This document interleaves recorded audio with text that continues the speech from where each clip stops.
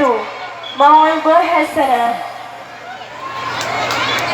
dengan pembicara Al-Mukarram Kiai Haji Miftah Maulana Habibur Rahman dari Yogyakarta dan ditutup dengan barokah ilmu. Namun sebelumnya, kami selaku pembawa acara mewakili segenap jajaran kepanitiaan dari awal sampai akhir banyak kesalahan, mohon dimaafkan. Wallahul muwafiq ila aqwamit thariq. Tsumma assalamu alaikum warahmatullahi wabarakatuh.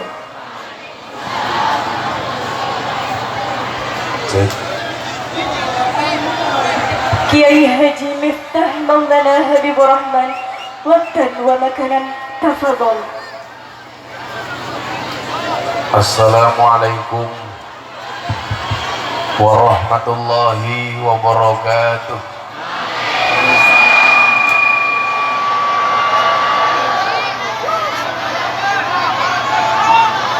Alhamdulillahi rabbil alamin wa kafa. Assalatu wassalamu ala sayyidina Muhammadinil Mustafa wa ala alihi wa sahbihi ahli sidqi wal wafa. Subhanaka la ilma lana illa ma 'allamtana innaka antal alimul hakim. Wa tub alaina innaka antat tawwabur rahim. Rabbi shrah li sadri wa yassir li amri wahlul 'uqdatam min lisani yafqahu qawli, amma ba'du. Hadratal muhtaramin, para masyayikh, para kiai, ibu-ibu nyai, para habaib, para sepuh bini sepuh, tokoh agama, tokoh masyarakat yang saya muliakan, para pejabat yang berkenan hadir dalam semua tingkatannya yang saya hormati, segenap panitia pengajian yang saya banggakan, sahabat Ansor Bajar yang saya cintai, tukang sound tolong suaranya diperbaiki. Langsung guys. Ini nggak enak sama sekali, suaranya pecah. Dibilang juga apa? Bapak Ibu kaum muslimin wal muslimat, jamaah pengajian dalam rangka korona tulisannya begini. Dilukur. Kaya sundel bolong. Jamaah pengajian MKP Majelis Kebon Pisang yang hari ini hadir di desa Purwasari, Kecamatan Wanarja, Kabupaten Cilacap. Jangan ngalor-ngalor ganggu. Makan urap pakai merica, aku datang ke Cilacap dengan membawa cinta.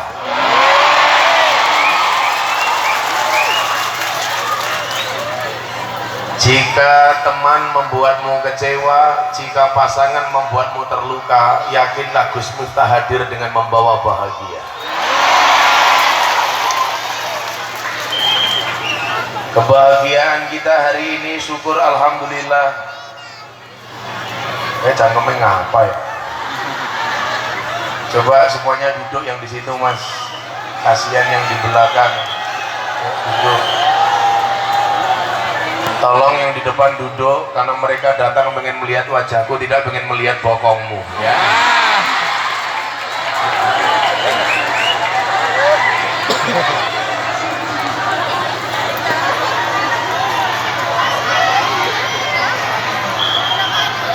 Saya nggak usah disuguh mas, saya puasa sok tahu. Saya sedang puasa Dawud. Kok ngeyel kok? Aku poso. Dikasih yang lain saja, dikasih Pak Kapolsek. Nah, saya nguntalnya tisu baik ya. Gak usah salaman.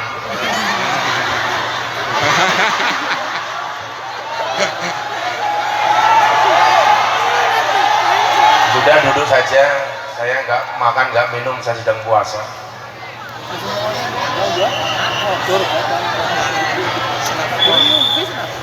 Ya cangkemnya bancer, jangan semprat-semprit ya. Sudah duduk saja. Cangkemnya kok. Alhamdulillahirrabbilalamin. Pada pagi hari ini kita bersama-sama bisa hadir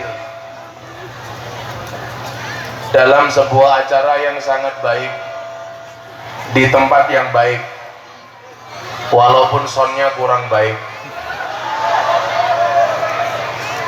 Ini namanya makan bakwan di warung pojok, kiainya tampan, tukang soundnya pekok. Terima sih yuk, arum yuk. Dodok. Bertemu di tempat yang baik, di acara yang baik, bertemu dengan orang-orang yang baik, maka saya meyakini setelah pengajian insya Allah menghasilkan sesuatu yang baik.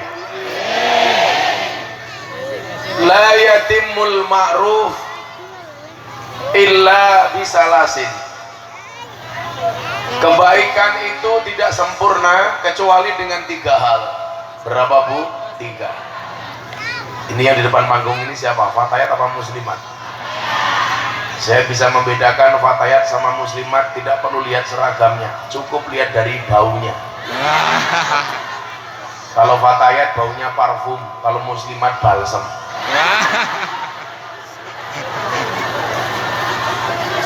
Kalau fatayat itu model ceweknya STNK, setengah tua yang kenceng. Kalau muslimat STMM, setengah tua meh modal. Ngeri banget ya. Kebaikan itu tidak sempurna kecuali dengan 3 hal. Yang pertama, bitakjili, disegerakan. Maka kalau ada kebaikan, tolong jangan ditunda-tunda, segera lakukan. Ada kebaikan, bapaknya kini baik, bapak kini kalau nyong ini. Ini oh, menurut ya, bokongmu yang lagi soalnya ya. Nah, lu kini. Kumisnya lucu temen ya. Bujune Mira. Loro, waduh. Terus tua ngacengan ya.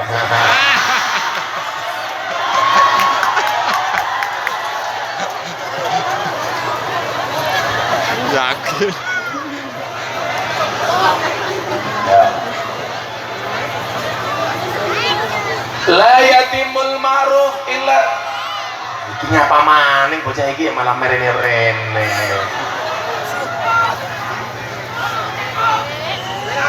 Besok lagi kalau pengajian cari lapangan ya. Ini bocah siji ayo. La yatimul ma'ruf, kebaikan itu tidak akan sempurna illa bisalasin, kata Rasulullah, kecuali dengan 3 hal. Yang pertama, bitakjili, disegerakan. Maka kalau ada pengajian jangan ditunda-tunda. Aduh, saya pengajiannya besok saja, nunggu tua sebelum mati. Mati syaratnya tidak harus tua. Contohnya suaminya Bunga Citra Lestari. Kalau harus dilihat dari umurnya, seharusnya yang mati bapak duluan, ya kan? Ternyata enggak. Pak siapa namanya? Siapa? Kito. Oh, Kito. Kito Rolis. Pak kita ganteng temen ya.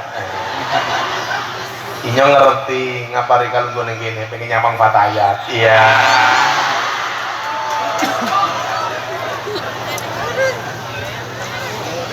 Kalau mati itu harus tunggu tua, tentunya Asraf suaminya Bunga Citra Lestari tidak akan mati karena usianya baru 40 tahun. Maka mati itu syaratnya tidak harus tua, mati itu syaratnya tidak harus sakit. Saya ingat betul Sebulan sebelum almarhum Ki Entus Susmono meninggal, itu ngaji bareng saya sama Habib Lutfi. Posisi saya waktu itu habis sakit keluar dari rumah sakit. Saya pengajian di Tegal. Pulang pengajian, saya sama Ki Entus dikasih tongkat ini. Beliau bilang apa? Kan Gus Miftah baru sakit, ini saya kasih tongkat supaya bisa tempat bersandar ketika pengajian. Waktu itu kondisinya Ki Entus sehat walafiat. Sebulan kemudian ternyata yang mati bukan saya yang sakit, tetapi yang ngasih tongkat. Iya ngapa maning bansere kuwi.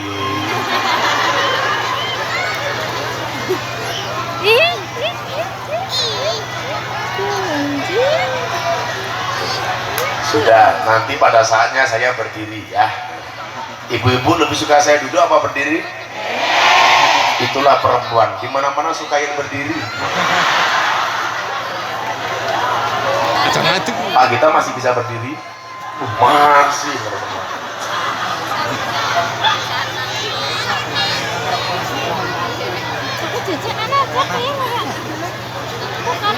Yang tua belum tentu mati duluan.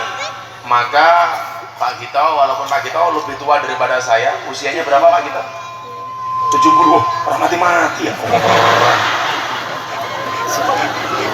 Pak Gito usianya 70 tahun. Saya lebih muda daripada Pak Gito. Bisa jadi yang mati Pak Gito duluan. Maka kenapa kita tidak boleh menunda-nunda kebaikan? Ada kebaikan segera hadiri. Jangan tarsok. Entar besok. Ingat, ajalmu tidak menunggu taubatmu. Betul? Saya dulu pernah syuting sama almarhum Basuki. Sebelum syuting dia main futsal. Tahu-tahu mati. Saya punya kawan namanya Aji Masaid. Habis olahraga mati. Asrof suaminya Bunga Citra Lestari mati. Padahal masih muda. Ustadz Jeffrey Al-Bukhari selesai ngopi naik motor pulang mati. Kalau tukang sonyo kayak gini pulang pengajian mati kesetrum. Iya wong ya. Wah kepenak temen di bener gara ngangin bal. Santet loh gue. Dan saya sudah menghitung tanggal 29 Juni merupakan hari terakhir masa iddahnya Bunga Citra Lestari.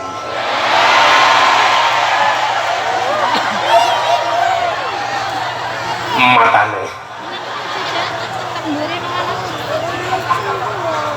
Apa Gus Miftah mau menikah lagi? Nunggu takdir. Kalau memang takdirnya ada, mana bisa saya menolak takdir. Tapi kalau tidak ada takdirnya, insya Allah saya menciptakan takdir saya sendiri. Ngomong. Tapi insya Allah saya tipe suami yang setia. Karena saya punya prinsip, lelaki yang hebat bukan lelaki yang mencintai banyak wanita, tetapi mencintai satu wanita dengan banyak cara. Kenapa saya ngomong seperti itu? Karena di syuting kamera.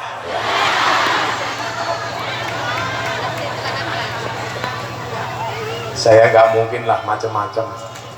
Di mana-mana dilihat sama orang, maka nggak bisa macem-macem. Banyak sih perempuan yang ngajak saya nikah lagi, tapi sorry, saya sama Fatayat ini seperti Indomaret dan Alfamaret. Maksudnya apa? Berdekatan tapi nggak pernah jadian.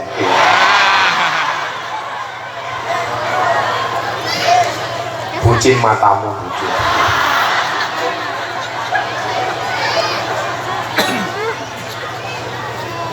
Maka segera ada kebaikan, datangi.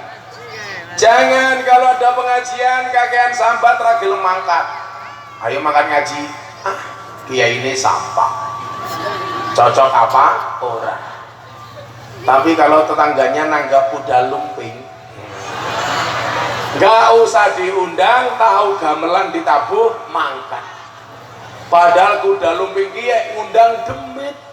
Kok sing teka wong Purwasari? Berarti wong Purwasari kaya.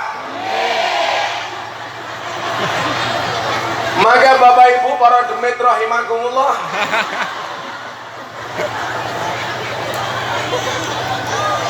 Jangan tunda-tunda. Apa saja yang tidak boleh ditunda-tunda. Memang benar dikatakan al-ajalatu minasyaiton. Tergesa-gesa itu sebagian dari setan. Tetapi ada beberapa ketergesaan yang harus dilakukan. Satu, segera nyuguh tamu. Maka kalau di rumah ada tamu, jangan ditunda-tunda, langsung disuguh. Kenapa? Karena bisa saja tamu itu adalah malaikatnya Allah. Dan orang yang memuliakan tamu itu adalah merupakan ciri orang yang beriman kepada Allah dan hari akhir. Karena Rasulullah mengatakan, man kana yu'minu billahi wal yaumil akhir falyukrim dhaifahu. Muliakanlah tamu. Salah satu memuliakan tamu bentuknya apa? Kalau pengajian cari sound system yang enak. Karena kalau soundnya enak, saya ngomongnya nyaman, kupingmu ngrungok ke yo nyaman. Betul? Kenapa ini soundnya jelek? Karena anggarannya pas-pasan.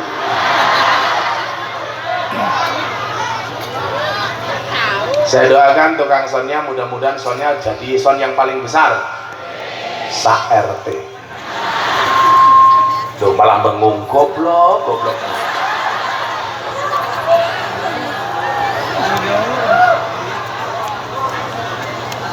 Kenapa Nabi Ibrahim itu diangkat menjadi kekasihnya Allah? Karena Nabi Ibrahim itu paling seneng nyuguh tamu. Maka ibu-ibu di rumah kalau ada tamu jangan ditunda-tunda, langsung disuguh. Tamune rong jaluk sarapan, sarapi. Tamune rong tangi, didusi. Tamune rong jaluk wedang, wedangi. Rong jaluk gorengan, goreng. Tamune rong salat. Tamune rong jaluk susu. Kok kita terus susu guyang-guyung apa ya? 70 tahun senengane mentela. Segera. Dan saya termasuk orang yang cerewet ketika di pondok kalau santri saya telat nyuguh tamu. Minimal tamu datang langsung dilayani, maunya apa?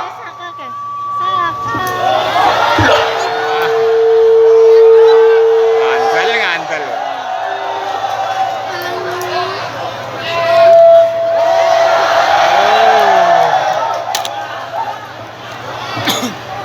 Cek.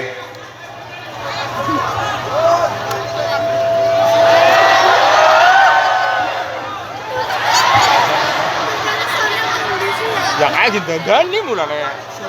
Abi lu takut.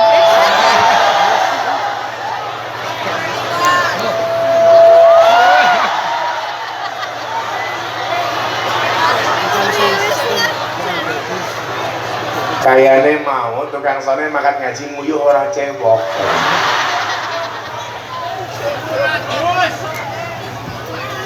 Tamu yang datang ke pondok itu kan macam-macam. Ada yang niat ngundang ngaji. Ini yang sopan, yang nggak sopan cuma WA tok. Ngundang kiai baik WA. Kalau yang ngundang ngaji melalui WA saya pastikan lama dapat jadwalnya. Kenapa? Karena setiap hari yang masuk WA-nya minta ngaji itu 500 permintaan. Pamer matamu, pamer be.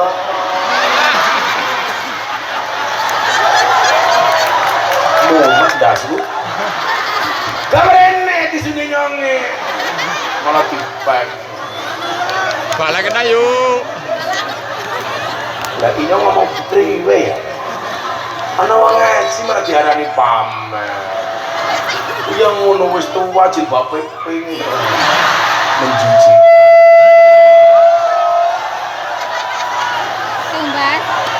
Tumbas saja. Hah? Ya.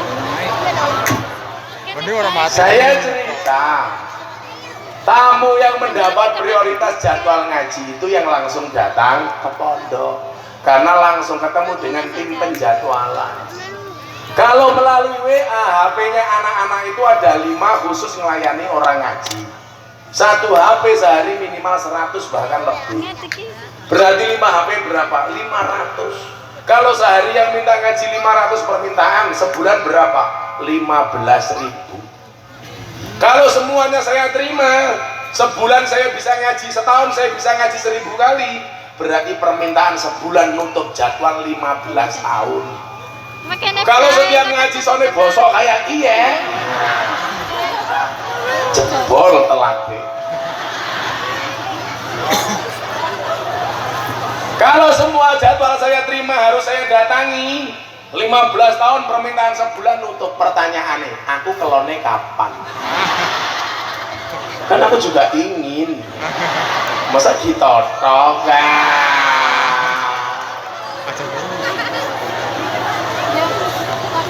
mudah-mudahan Pak Gito panjang umur ya. Orang sedunia mati, Pak Gito hidup sendiri. Jadi orang bertamu di pondok itu macam-macam Pak. Ada yang minta jadwal, ada. Ada yang mau masukkan anaknya ke pondok, ada. Ada yang sertifikatnya di bank, dikejar-kejar bank, ada. Banyak. Ada yang belum bisa bayar anaknya SPP, banyak. Ada yang curhat, jomblo pengen cari suami, ada. Itu tak kekrek cangkeme loh kayak macam-macam. Segera juga tamu nomor 1. Nomor 2, segera apa Bu? Segera bayar utang. Rungokno kupingmu. Janjine utange ra nganggo suwe-suwe, nyilih esuk sorene wis dibaleki. Lah kita lagune beda. Gede dawa kayak gini.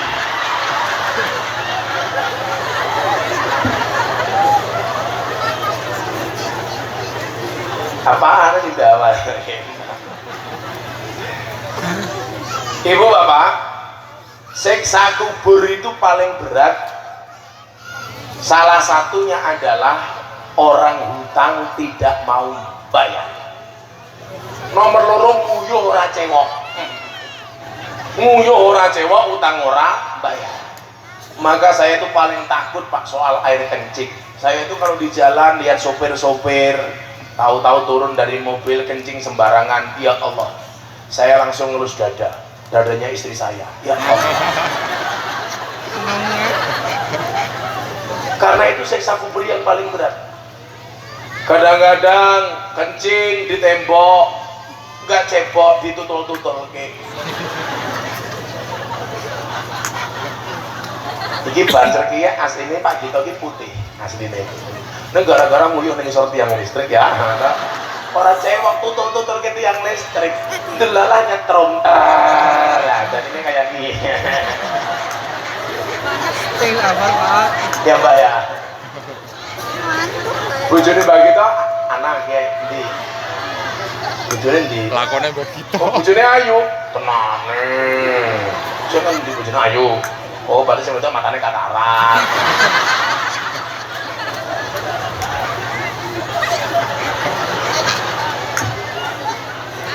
Kalau istrinya Mbak Gito cantik, berarti besok Mbak Gito masuk surga karena syukur. Tapi istrinya masuk surga karena sabar. Mbak Gito masuk surga karena bersyukur punya istri cantik. Istrinya masuk surga sabar karena punya suami seperti ini. Amin. Yang penting surga ya. Bojone galak enggak? Oh tenane. Suami itu yang punya istri galak, besok di akhirat siksanya akan dikurangi oleh Allah. Kenapa suami yang punya istri galak besok siksanya dikurangi oleh Allah di akhirat? Karena selama di dunia sudah sangat tersiksa.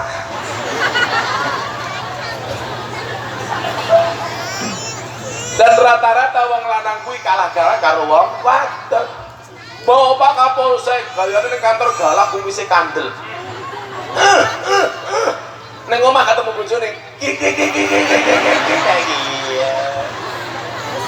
Tanya Pak Sutejo ya. Istri itu menakutkan. Nggak mungkin suami itu bisa menang berdebat melawan perempuan. Nggak mungkin. Bisa draw saja sudah bagus.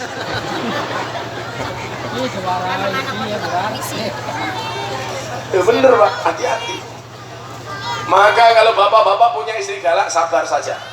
Walinya Allah itu rata-rata istrinya galak. Contohnya Umar bin Khattab, istrinya galaknya minta ampun. Padahal Umar sudah galak, istrinya lebih galak.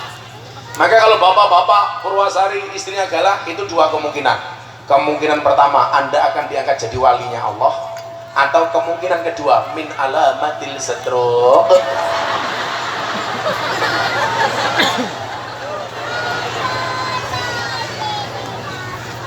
Bu, galak laki-laki apa galak perempuan?